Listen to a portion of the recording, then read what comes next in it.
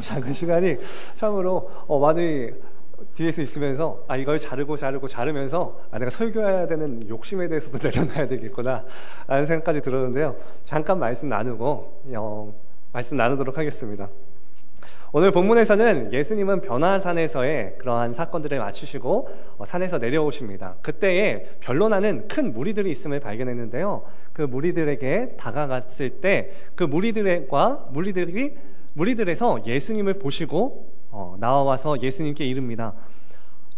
예수님의 제자들이 내가 데려온 서기관들을 이야기하는데요. 서기관들이 데려온 그 한 아이의 질병과 귀신 들림을 제자들이 고치지 못했으니 이게 어찌된 일입니까? 라면서 따지는 장면이 나옵니다.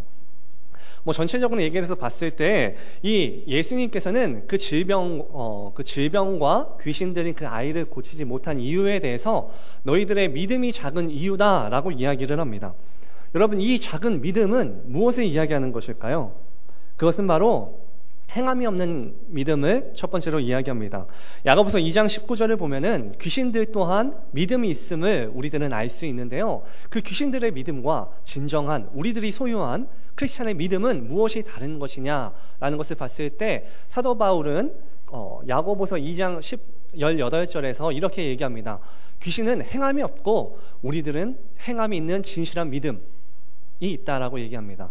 그러면서 행함이 없는 믿음은 그 자체가 죽은 믿음이다라고 이야기를 하는데요. 진정한 믿음이란 곧 행동을 동반한 것임을 알아야 합니다.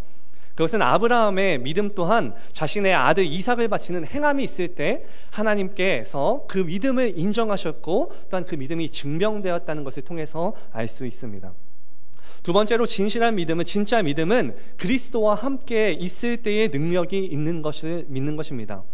오늘 본문의 제자들의 무능력이 언제 생겼습니까? 그것은 예수님이 없을 때, 예수님이 시내산으로 올라간 그때에 생겨났습니다.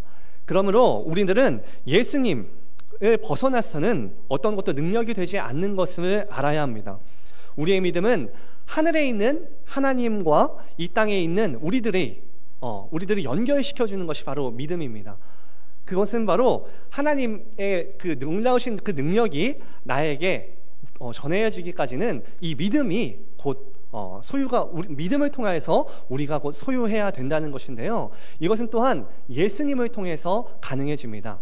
예수님은 우리와 하나님의 그 멀어진 그 틈 사이를 메꾸기 위하여서 우리들에게 능력 주시고 우리들에게 복을 주기 위해서 오신 그 예수님을 통하지 않고서는 우리들은 하나님의 능력을 사용할 수 없는 것이고 그 능력은 우리들의 소유가 아닌 것입니다. 그러므로 우리들은 그리스도를 통한 믿음을 통하여서 하나님의 능력을 소유하는 것이 필요한 것입니다. 또한 셋째로 우리들의 믿음은 성경을 읽어 나아감을 통하여서 성장시켜 나아가야 합니다. 너무나도 많이 잘라서 어떻게 해야 될지.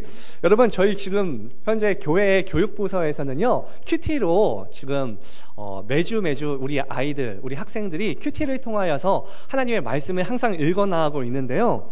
우리 교육부서에서는 성소 음에서 나오는 큐티 책을 가지고 전체적으로 시행하고 있습니다. 그래서 한 주간의 말씀 가운데서 주일은 그 한 주간의 말씀 가운데서 설교를 전하고 어려운 것에 대해서 풀어주면서 이렇게 말씀을 전하고 있는데요. 여러분들도 같이 한번 해보시는 건 어떻습니까? 서로 한 교회 안에서 그리고 한 가정 안에서 한 말씀을 가지고 서로 이야기하고 그 궁금한 것에 대해서 아는 것이 있으면 가르침을 통하여서 이렇게 서로의 믿음을 성장시켜 나아갈 수 있는데요. 그러한 진정한 교제가 우리들의 교회에서, 우리의 가정에서 성취되기를 소망합니다. 또한 우리들의 믿음은 또한 행함이 중요하다고 말씀드렸는데요. 이 병행구절을 통해서 봤을 때 행함 중에서 예수님은 특히 기도를 말씀하셨습니다. 믿음과 이 기도는 뗄래야 뗄 수가 없는 것인데요. 참으로 믿음과 기도는 연결성이 대단합니다. 믿음이 있는 사람은 기도의 자리로 나아갈 수밖에 없다는 것을 이야기하는데요. 그 이유는 나의 부족함을 하나님 앞에서 모든 것을 내려놓는 것이고요. 온전하게 그 믿음을 통하여서 하나님께, 능력 있으신 하나님께 기도의 자리를 통하여서 구하기 때문입니다. 우리가 기도하지 않는다면 그 믿음은 거짓일 가능성이 큽니다. 그 이유는 내가 이 세상의 일들과 주님이 주신 일에 대해서 내가 하고자 하는 것이지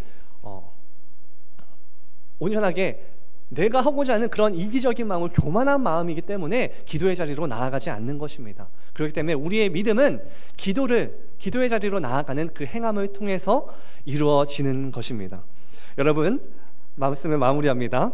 믿음은 행동을 동반합니다. 그리고 믿음은 그리스도를 향합니다.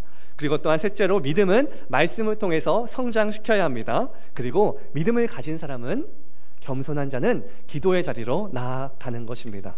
여러분, 이것을 항상 믿으시고 믿음을 성장시켜 나아가는 저희들 되기를 소망합니다. 기도하시겠습니다.